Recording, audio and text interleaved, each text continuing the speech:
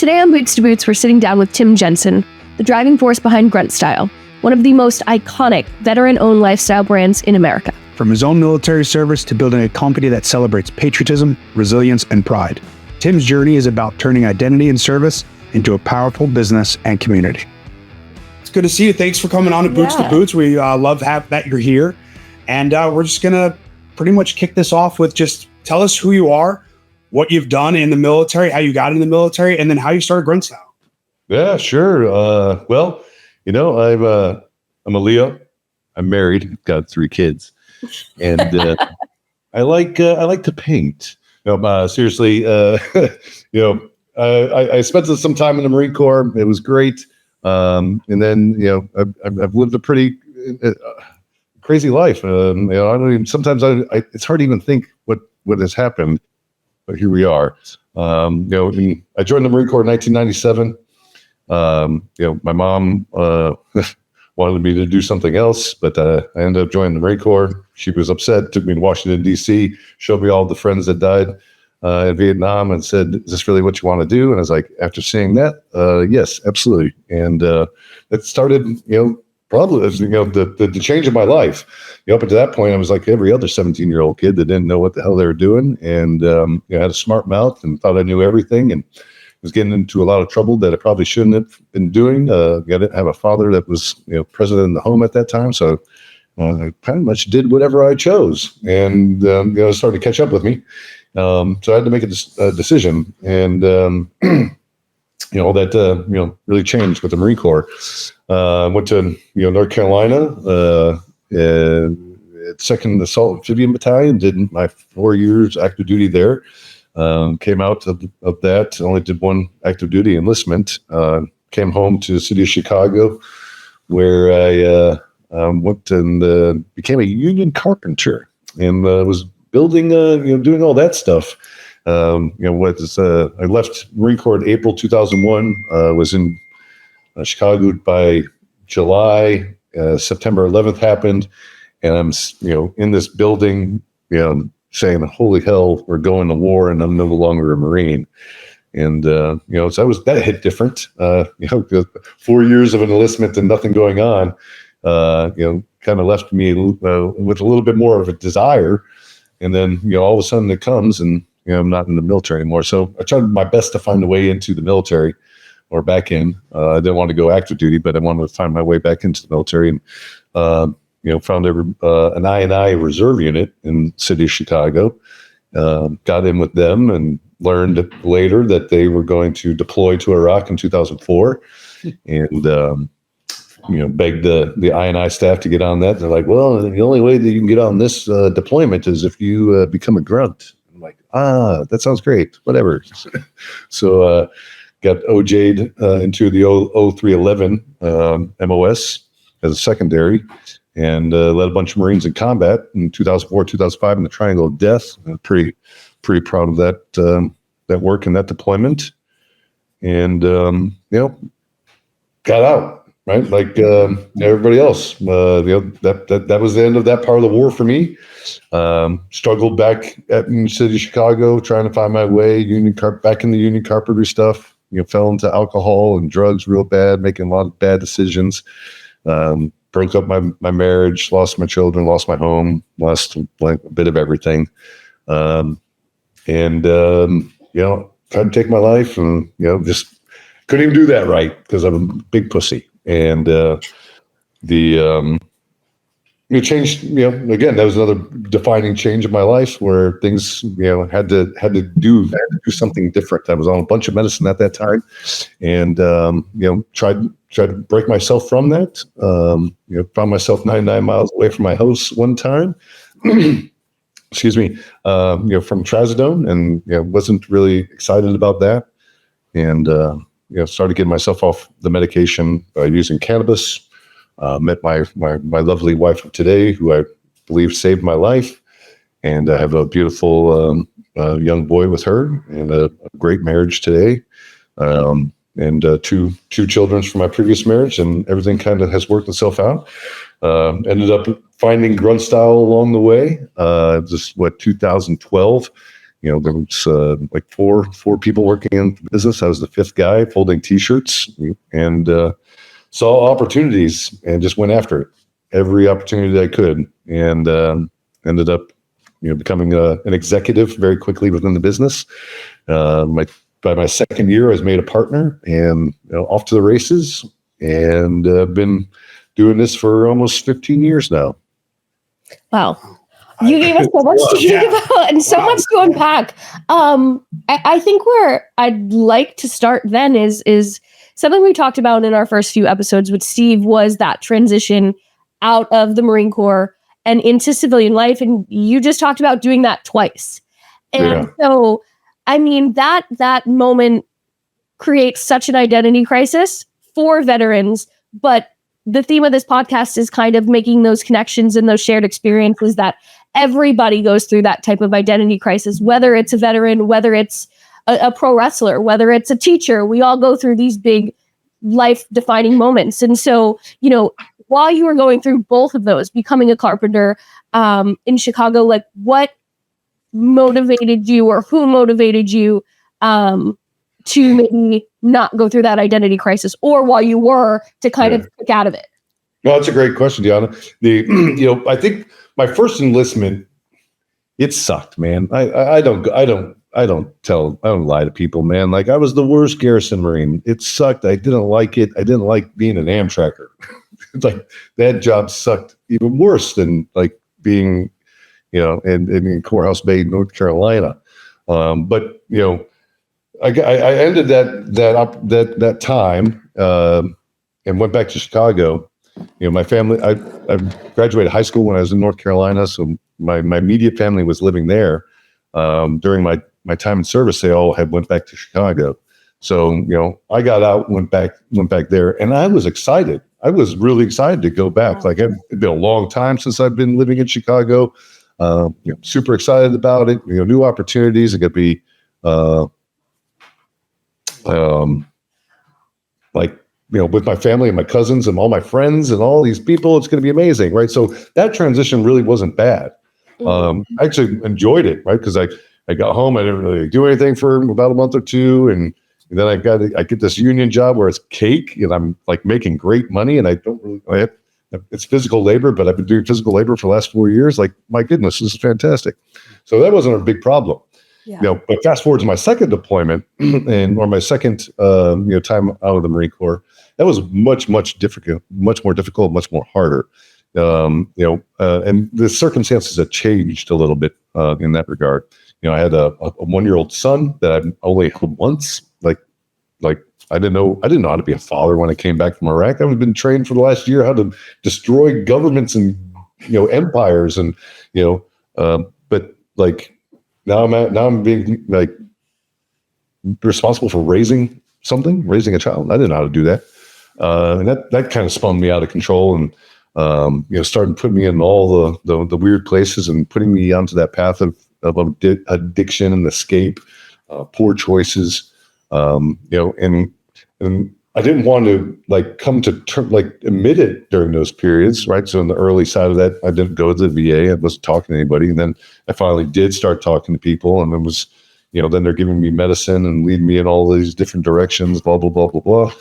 So that transition was super tough, where, it spun me so far out of control that all I wanted to do was, I wanted my life to end, but I couldn't do it myself. Right. I was putting myself into positions like being a bouncer. I was a bouncer at a bar for about 7 years. That's where I met my current wife. And I would work there to get into fights, hoping that someone would beat the shit out of me. But I would always end up beating the shit out of everybody else. That just didn't work out. I'm like, God, what's going on?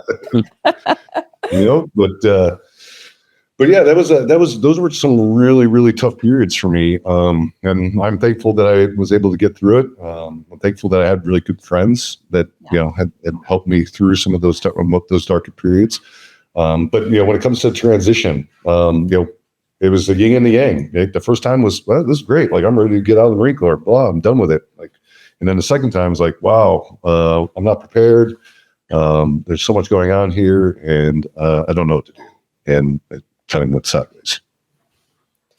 Yeah, it's very similar. Like the story with you and I, like I say that you saved me as well. And it's crazy how that person comes into your life and helps you when you least expect it. And with how you transitioned from carpentry, figuring out life, balancing with those 7 years, like what helped you kind of kick out of that? And then when you did get to Grunt Style and you became an executive eventually, from folding shirts all the way to the executive level, like what was something in the veteran community that you wanted to solve that was a problem? So, the early days of Grunt Style were weird, were different. I'd say I was using Grunt Style a lot to help myself in a lot of my own challenges and problems. I was just coming out of this really bad period of my life. I just graduated college, right? At 2010, I went to school. I'm like, I quit my job. Right? I quit carpentry. I was making great money, 6 figures, as a young man. So I quit that. And I go to college. During college, I opened a business with a buddy, another Marine, who's going to school with me, and we Puzzle Box Studios. And we try to do something that fails. I open an art studio. I produce 7 comic books. That's not going anywhere. It's not making me money. And my wife's like, Tim, you got to get a job, man. You got to do something. I'm like, this is a job. And she's like, it's not making any money. So I started looking around, going to all these different places, like Toys R Us of all places. I applied for a dock worker there, and I couldn't get a job. And I'm looking. And I see this. Craigslist was a place in Chicago during that time that you could find a lot of art-driven, creative jobs. And so I find like this listing for Grunt Style. I'm like, Grunt Style, that's interesting. And I read the description. I'm like, great, a graphic designer. I can do graphic design. I got the skill set, blah, blah, blah. I got a degree in game design, game theory. I'm like, let's go. And so I get the interview, drive down, sit down with the owner. And he's like, that's not what I'm looking for. And kind of sent me on my way. I'm like, oh my God. Well, it's like my first opportunity to, really do something. And it's the first time I really told no on like something that I thought was a shoo-in. And so I'm, driving home thinking about what I'm going to tell my wife. She had something lined up to me, that I wasn't really interested in, and I didn't want to do. And I was becoming a train conductor for Metro. That's where she worked. She was a buyer in the headquarters. I didn't want to be a ticket stamper or something like shit. I guess think this is what I'm going to do for the rest of my life. And I'm getting really disappointed and really upset. And then the phone rings. And it's Dan Alaric, the owner of the business. And I'm like, what does this guy want? He just told me he doesn't want me. So I reluctantly answer. And he says like, hey, there's something about you. I really want you on the team. I have a job. I'm like, what is it? He tells me it's shirt folding. I'm like, okay, I'll take it. Never even asked how much was getting paid. Told me to report on Monday. And that was it. Like that was the beginning of the career. And, from there it was just looking, like I said earlier, at opportunity and after opportunity, and nobody was taking it. I'm like, guys, like, look at all this opportunity around us. Like, really do something. So, I filled the void and started doing things that I knew that I was capable, or at least, capable of learning. And, just started stacking. I became, the press operator, then became the lead press operator, then become the production manager, and then the operations manager, and the chief operating officer, and the partner, president, blah, blah, blah, blah, blah, and then, the rest is history. But, I think the long and short of it is that, I became an executive, I think it was like 33 years old. I didn't at that time. I didn't know what a cog was, man. I couldn't tell you anything about business, but I figured it out, and because it's what I needed to do, and it's what I needed to solve, which led me to really looking at, the veteran community in itself. Because during that time, this is 2014, I'm starting to see veterans within our own organization that are struggling with PTSD, anxiety, and all these things. So we had to start creating programs inside our own business to keep people focused. And here we are now, 11 years later, 12, 13 years later, looking at some of these things. and we look at the foundation, we look what we're doing for mental health and what we're doing for suicide prevention, what we're doing for toxic exposure, what we're doing about overprescribing. Like, we are spread in almost all the important directions that are issues that are affecting the veteran of the GWAT era today, currently. And I feel like, had you had asked Tim Jensen, the 31-year-old Tim Jensen, if he would be being awarded the highest honor of the VFW for his work on suicide prevention in the United States for American veterans, I would have laughed in your face. But here we are. Yeah. Well, no, go ahead. That's, Yeah. I mean, I was just, as I was researching and getting prepared for this interview, that was something I really wanted to touch on, because I feel like, obviously, with Steve being a veteran, being his wife, there's so many connections you're talking about with your wife and pushing you to maybe do something that you don't want to do or you don't think is the right path. I've tried to push school on Steve so much, and he just wants nothing to do with it. He applied, when he was released from WWE, to so many different jobs at the VA and was told he wasn't qualified to be the janitor, right? And so I think as a couple, we identify so much with that struggle that you guys probably went through as husband and wife, to get to where you are now and to be awarded that highest medal, to be serving the veteran community so well. And so as part of the veteran community, we're so proud to rep Grunt Style, to be your friend, to have you on today. I mean, is that something you always thought Grunt Style would be able to do and accomplish, or has it just come naturally over time where you've seen gaps that need to be filled? I think it's a little bit of everything. And, Deonna, thank you so much. Those kind words. And you guys are absolutely incredible friends of ours, and just love you guys so much. I think, some of the earliest beginnings of Grunt Style, I go to like 2013. It was 2014. The very first event I ever did for Grunt Style, I was, again, like junior, like still folding shirts, right? We got involved with supporting the honor flights to Washington, D.C. And this particular honor flight that we were involved in, they were flying World War II veterans to see the World War II Memorial on its 1-year anniversary of being opened. Pretty monumentous event. For some of these guys, probably the only time they would ever get to see this memorial because of their age and some of their health obstacles. Things are just debilitating for them to maneuver a lot. These gentlemen and gals were being denied access at the National Mall to see this memorial because of sequestration. Something similar to what we find today. Crazy how the world continues to be the same. But these veterans were blocked from paying respects to the wall and seeing this monument that was built for them.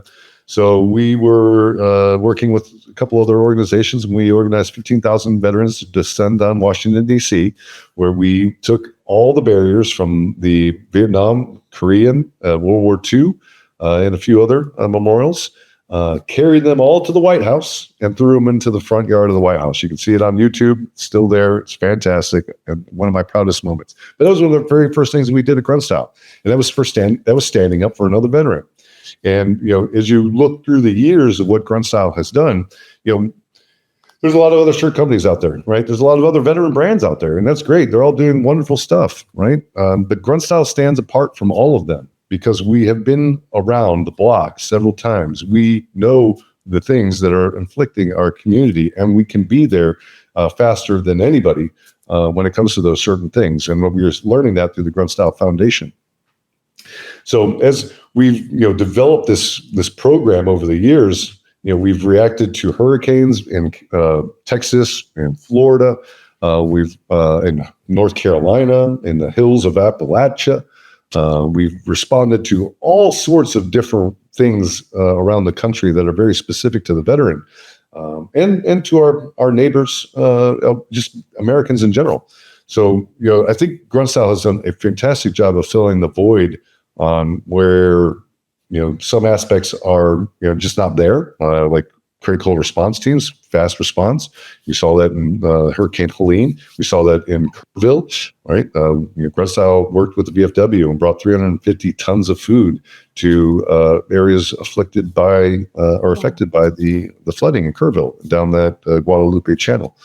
So we've positioned ourselves very neatly as a big brand, as an American brand, to get at these situations, position ourselves right, and make sure that we're making impact. You already just answered me this question. Just because of the bond, like that we try to get with this podcast as well with Boots to Boots, but then also for what Grunt Style does is bringing vets and families together, not forgetting about that community and bringing that community together. And obviously with all the help that Grunt Style has done, being an American brand and just building that as like as your building block, I should say. And so what do you think then is left for Grunt Style that like, what's a problem still within the veteran community that you think that could be solved? I think the biggest problem that's facing us right now, and people will probably argue with me on this, but I don't think this is arguable, is that veteran suicide is the only problem right now that we all need to be putting our attention towards. Yeah, I think that we've done a really good job of putting, things in place to capture the toxins that veterans were exposed to throughout the global war on terrorism through the PACT Act, and that's a really great piece of law. That creates presumption, right? So I think that we've done a great job with that. That doesn't change the fact that cancers are still outrageous within our community. These exotic cancers from brain to skin to lymph node, and all these other types of ailments that we're getting from the burn pits and the other things that we've been exposed to. That's still occurring, but now there's health safety that's in place for those individuals. When it comes to suicide, we've got a big problem here, my friends. Brown University comes out and says that there's 30,188 suicides in the last 20 years. Well, that's only based off of data that is reporting from less than half of the country that reports suicide data. So what people don't know is that majority of the states in the union do not have laws that require them to push up data for non-violent violent deaths in their state, meaning that if someone committed suicide, an autopsy does not get sent up to collecting powers that are looking for that information. So the true number that we feel, and many others that have been looking into this circumstance, is that number is near 158,000 veterans have taken their lives in the last 20 years. Now, that's a big problem. And then we learn that over 68% of the veterans currently in the Veteran Health Administration are being overprescribed psychotropics. And now the overprescription is very tricky and we got to be very clear when we're talking about these things, right? Because psychotropics in their proper administration can do very good for the individual. But in the circumstances that we're seeing in the VA is that the average time that somebody's on one of these psychotropics is, 2 to 3 years. And the average dose of these individuals are 50 plus milligrams. So when we're looking at how these are being administered versus, what the industry standards are, that's 3 to 6 weeks on a low dose. They're in and out medicines used for an acute mental instability at a very particular time, not long-term usage at a higher dose, which brings down, mental, sharpness, brings down sexual libido, often ruining people's, any sexual libido that they have, leaving them impotent in a lot of cases. So there's a lot of problems that are leading, to the suicide, but the springboard is the overprescribing that's happening within the community. And what leads to the bigger problem there is that, we believe that the larger number of the suicides are still within the Vietnam veterans community, right? But we're about 5 to 7 years away from the first full retired of the workplace veterans of GWAT, coming into full retirement. And once those people start sitting with the fact that, the war that they've been involved with for 20 years and some of the lives that they were asked to take was for some really shady shit, it's gonna push people over the edge.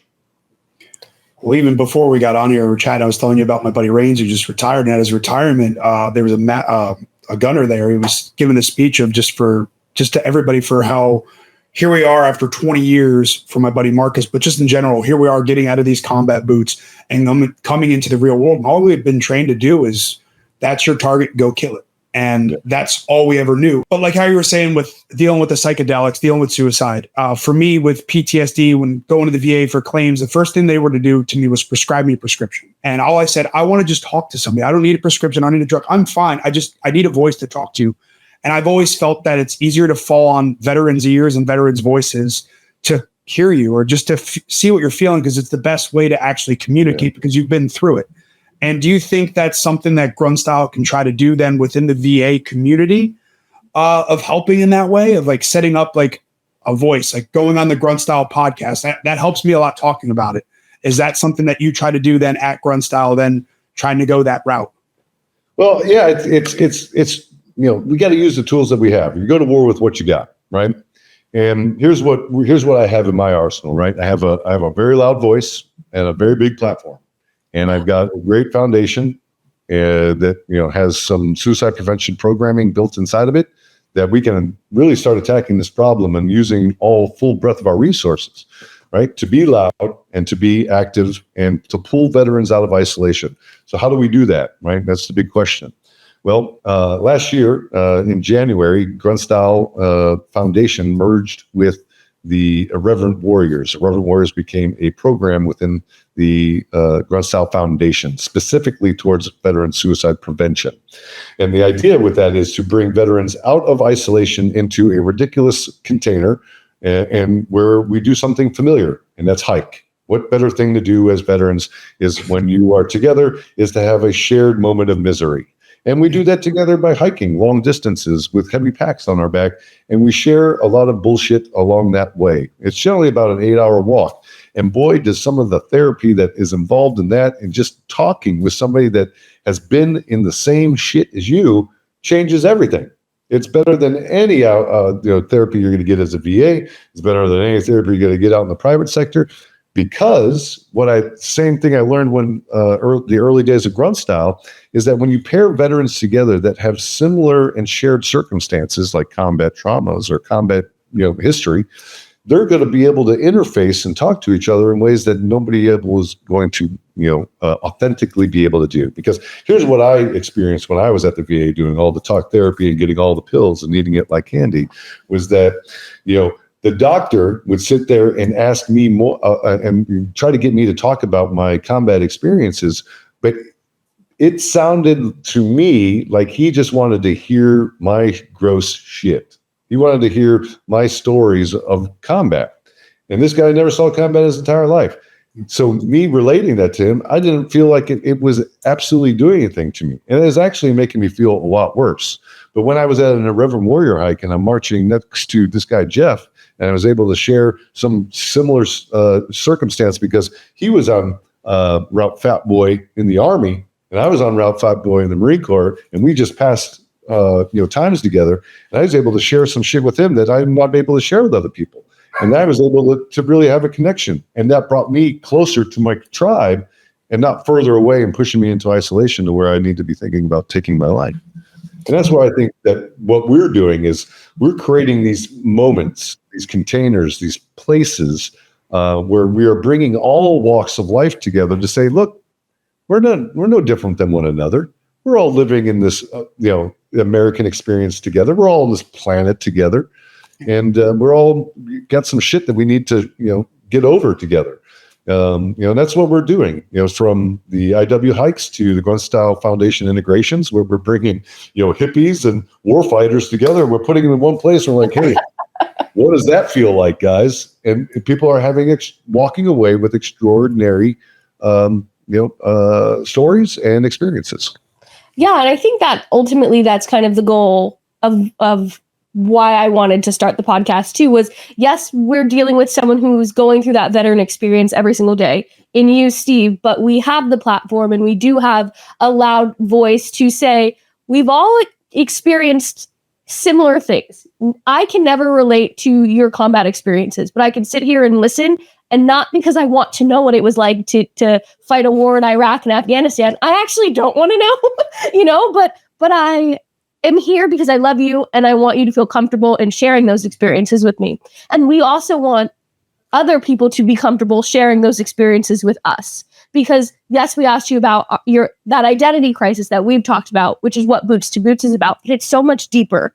It's being human and being able to acknowledge that like we all struggle, and there's pathways to not struggle as hard and to find common bond in that struggle where we're not alone. And so, I mean, like that's exactly why we wanted to talk to you, because you have such a loud voice in the veteran community specifically. And that's work we're trying to get deeper into, partnering with Tunnel to Towers and, raising awareness for veteran homelessness and stuff. And so I just think there's so much power in that shared experience. And we're so proud again of the work that you're doing. And we're trying to emulate that here on Boots to Boots. And we can't thank you enough for being a guest today, and probably going to be our first guest. So just so you know, you're our first guest ever on Boots to Boots. And it means a lot for us, especially just for our relationship and knowing each other and just the friends that we've become. And it's really cool to hear. And if there's one thing I know we would love to ask you, if you can tell our listeners, is if you right now were getting out of the military and transitioning into the real world, what advice would you give that person? Well, yeah, we're certainly living in some interesting times, both globally and nationally. The economy is not the best. National security is questionable. World War III looks like it's right around the corner. Gas is expensive as shit, and families are having a tough time out there. I would say that you're stepping into some rough times, but we need leaders in this country right now. We need leaders. We need people that are willing to step up and say, you know what, I've been counted. I'm here and I'm ready to lead. And I'm in a new uniform now. I would challenge anybody getting out right now, be that leader. Step into your community. And what I mean by the community, I'm not saying the military community. I'm saying your zip code, your area code, your block, right? You're the three houses around you. Step into your community and be active. Just be there. Find ways of making change, and find ways of making a difference. Because if you can do that, then you will never fall into the traps of trying to find purpose, because that is the road of addiction and hell, right? Is you fall into a trap of trying to find your purpose. You know what your purpose is. You join the military for it.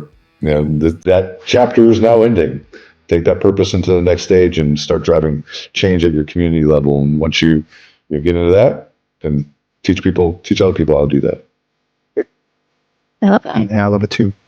Tim, thank you so much. We appreciate you coming on, and we'll be talking to you. You right. Sempre. Thanks. Thank you for listening. Thank you for watching. Please like, subscribe, and listen wherever you get your podcasts. This is Boots to Boots. We'll be talking to you. Adding soldier. It's Marine.